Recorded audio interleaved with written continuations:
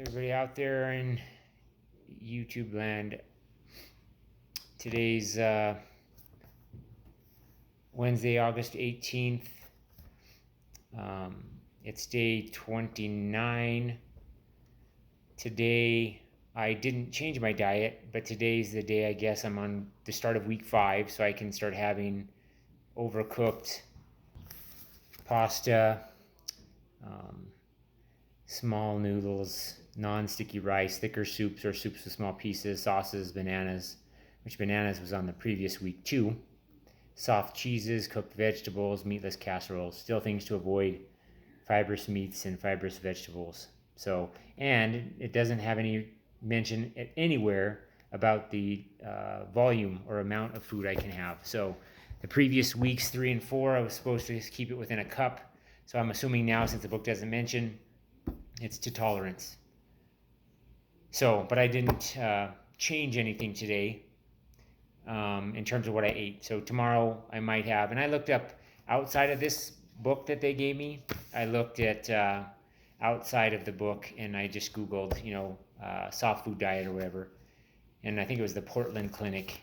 I just randomly was up there and I clicked it, and of course, much more comprehensive in terms of the details, what a soft food is within what's in here.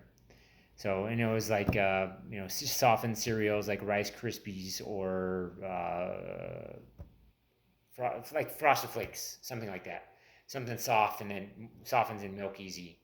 But it talked about a lot of different stuff, and even said tuna. Fish was on the list from the previous weeks, but I hadn't tried that, and I forgot about tuna fish because I like tuna fish. Mayo, Miracle Whip, whatever. I guess, which side of the fence do you fall on? Which one you like? I like Miracle Whip better. I think the sweetness of it, but I know some people just can't stand it. My wife's the other way. She hates Miracle Whip, so doesn't understand how anybody could eat it. I got distracted. My wife came out of the bath with my 7-year-old. So yeah, other foods. Hopefully I'm gonna try tuna fish, stuff like that. Cereal softened in milk. Some pasta. Like some just macaroni and cheese. Maybe I'll wake up and have an omelet. Maybe I'll have an omelet right now. It's almost 8 o'clock, but I haven't eaten 5 times. 6 times. And this book doesn't, as you get to week 5, it doesn't talk about how much to eat during that week. In the earlier part of the book, it talks about during week 2, liquid diet, blah, blah, blah, eat 4 to 6 small meals each day. So 6 times, this would be, I think, the 6th time if I eat. I remember I'd have like a protein shake, but maybe I can get a little bit more calories if I eat some food instead of having a protein shake. Or maybe I'll have, something, I don't know. I'll figure it out, but yeah. So food changes tomorrow. Could have today, but symptoms on day 29. I woke up, I was fine with that GI cocktail, had that before breakfast. Then I went to work, and I'm trying to remember now. I'm starting to have a little bit of symptoms and nausea, even though I took the GI cocktail. Came home, had lunch, took the GI cocktail, supposed to be before eating. Took the GI cocktail, had eggs and oatmeal, I think.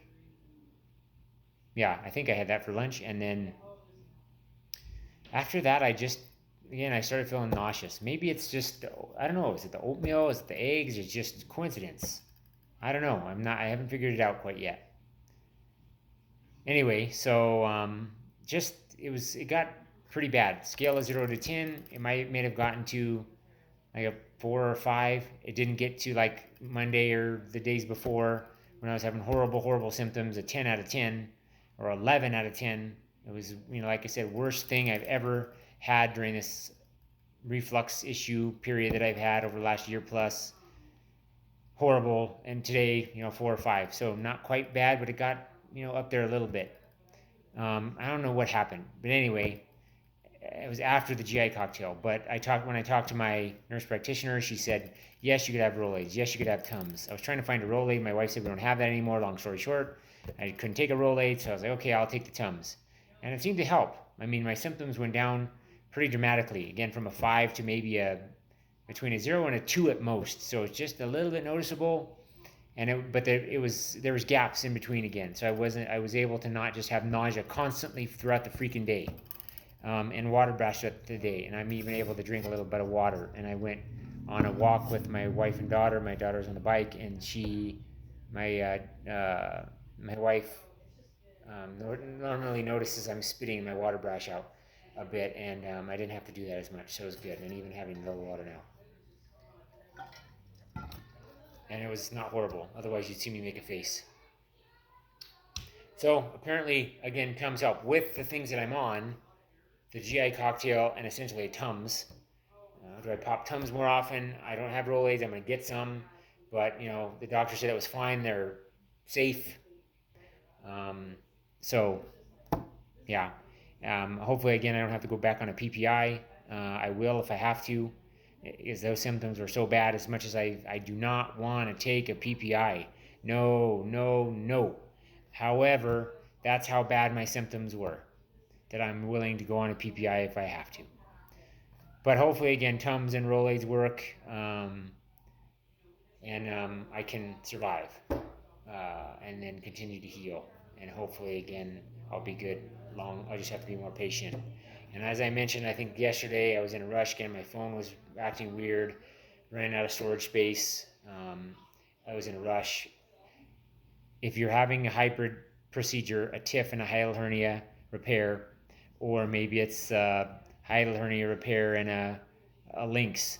I'm not sure if they do the combined procedures on a LINX. I would assume so. I don't know though. News to me, but it's not the same. If you just have a TIF, so maybe you don't have a hiatal hernia, maybe you just have horrible acid reflux. I don't know. I'm not the expert. But just know that if you're having my hybrid procedure, from what I'm understanding, it does not take 6 weeks. It's going to take more like 10 weeks, 12 weeks, 14, 18. I don't know. Like I said, the nurse practitioner said 3 months. We'll see. I had surgery on July 20th, 2021. Now I'm going to say, 3 months out, I think is October 20th. So I'm going to say hopefully by November 1st, or even worst case scenario, maybe not worst case scenario, but really being cautious, November 20th, right before Thanksgiving. Maybe then I'll have no symptoms, and I'll be able to go down to mother-in-law's house and have turkey with salsa on it, which she makes a pico de gallo kind of a salsa that's a little spicy. Maybe I can have that. I don't know, but I'm not going to at 42 days, the end of the 6-week period. Eat What You Want is supposed to be on September 1st, which is in 14 days, essentially 2 weeks from today. There's no way I'm going to start, I'm not going to go run to get a burrito, or I'm not even going to have, like chips right away. I'm going to try easy stuff, like maybe have, 1 peanut and just pulverize the living, what out of it, and see how I do. Right after that, like maybe on day 43 or something, and see. So, but otherwise the symptoms, are okay with the Tums. But otherwise, they had a little rougher day, but it wasn't like the previous. So, I guess trying to stay positive. Sorry, my wife came out again. Symptoms weren't that bad today, but they were pretty bad. Tums helped. Rolade probably will help, I'm assuming. Try different things out. Again, find triggers of foods. Maybe it's eggs. I put a little bit of butter in the pan, and then oatmeal, almond milk, and instant oatmeals or something in there. Is it those things, or is it? I was having strawberries, which have a little bit of seeds in them. Should I not have had that? But that was in the morning, and I really don't have symptoms in the morning. And actually, excuse me, I actually didn't. I usually have cottage cheese and fruit in the morning, and I didn't. So we don't have cottage cheese. I had oatmeal and some strawberries this morning. But I didn't start feeling symptoms until 10 or 11. Maybe it was. Maybe it's strawberries. I don't know. I'm really trying to figure out what the triggers are. I think if you're having acid reflux or anything like that, silent reflux, just like before you had surgery, find your triggers and maybe keep an eye on that. Is it good to have a food journal? Potentially. So keep that in mind. But so what else? Otherwise, I'm good. I keep losing a little weight. I'm down, I think, about 15 pounds now since surgery. I dropped a little bit more. I thought I had a little bit more to eat yesterday too. And I still dropped a pound or so. I don't know if I'm more active. I didn't notice that I was, and I was mostly home, working from home. I do hybrid uh, on Tuesdays and Thursdays. But as I'm talking now, I'm getting a little nauseous for some reason. I don't know what happened. I mean, it's the water. But um, yeah, the other symptoms, energy, are pretty good. I am getting tired. The GI cocktail has the Benadryl in it. I'm assuming it's making me tired. Um, and then it just has the Malox and the lidocaine, which is it really numbs you up. So if you maybe I've never heard of it before. Why would I? But if they don't mention something like that to you and you're having symptoms, maybe it's something to try versus just getting put on a PPI if you didn't want to. So I know that's why people gonna have. Sometimes people have surgeries because they don't want to be on a PPI for the rest of their lives. So if you don't want to be on PPI and don't even want to be on a short duration, I really don't. I know there's risks and side effects, and especially during this pandemic, risk of pneumonia. Not to scare anyone, find the articles. I'm not talking about just on Google, but I'm talking about like JAMA, Journal of American Medical Association, or whatever it's called. I've seen some studies. I think it's peer reviewed, that talk about calcium deficiencies and stuff like that, and then risk of pneumonia increasing. So do your searches. I'm not the expert on that, but I do know a little bit better places to look than just Googling it. So I don't want to take a PPI, but I will if I have to. But hopefully I can manage with Rolaids and Tums and stuff like that. So they're going to do a esophagram. If I didn't mention, that's not scheduled though until September the 7th. So that's pretty much 12 days away. So or more than that. Excuse me, more than that. September 1st is 14 days away, so it's more like 18 to 20 days away. 21, so that would be, yeah, 29, 18 to, my math, not quite 3 weeks from today, the Monday before 3 weeks, today from Wednesday. So, I mean, at that point, am I worsening? Am I better? Do I even need it at that point? I don't know. I spent so much money this year. I hit the deductible. I don't think I'm quite at the out-of-pocket maximum yet, but I think the surgery. I'm still seeing bills roll in, but I think totaling $600 and some so far, and that's not doesn't cost very much. But I spent so much money on the doctor already this year. It's just surgery didn't cost very much, but I'm sure there's other bills that'll roll in that I'm not expecting. But anyway. I think that's all I have to report that's new. The tiredness is more noticeable now with the Benadryl in there, I think. I don't care. I'm as tired as I am at some points. I don't think it's from anything else. I'm able to move around fine. I think if I had a little bit more energy from more food, I think I'd be ready to I'm gonna go exercise.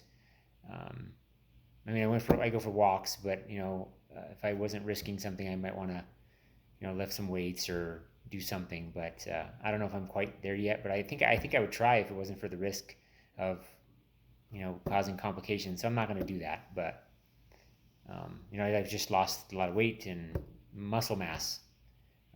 So I followed the book. They didn't say anything about it. And I think that's part of the process. But I just know that, again, if you're one like me, you don't want to lose weight, then you're just gonna. I don't know how you wouldn't, unless you figure out a way to add extra calories and keep your muscle mass on. But for this diet, I just don't know how it's possible. So, but I'll get it back, over time. But I'm just anticipating, it'll be, again, 90 to 180 days, before I put on, even 10 pounds. And then to get back to where I was and having the mass that I used to have, and gaining 25 pounds is going to take a bit. So, so be it. I don't like it, but it is what it is. I think that's all I have for you. Again, I'll continue, unless I forget, to post the video as daily as I can, as much as I can. And because I've had so many complications, how's my nausea, how's my water brash, how's my sour taste improved today with Tums. Because today in the morning and at work, and water was, but the Tums did it. There's the calcium and neutralizing the stomach acid. That's what that medication's for. I just had a chewable, one of those multi-flavored tropical fruit Tums. Not that that makes any difference. Usually get the cool mint Rolaids, but that combination, I think I might have one here in a second, because I want to wait to have that GI cocktail before I sleep. So just in case it kind of numbs things, at least for a little while. And I'm not trying to swish it. I'm drinking it like a shot as much as I can. It's awful. It's horrible tasting. It's almost as bad as, I think it's pretty bad. It's just as bad as the water brash and the sour taste. The only difference is I know that I only have to swallow it, that 10 milliliters, 10 to 15 milliliters, whatever it is. I think that's what it is. So that's bearable. So I'm going to wait to take that. So I might just take a Tums before I eat, and get that in my stomach before I eat, and then go from there. So it's 8 o'clock, so I'm going to eat because I want to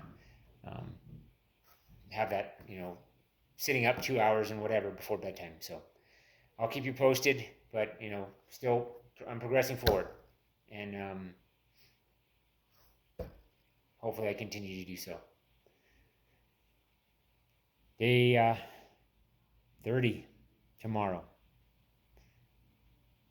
See you then.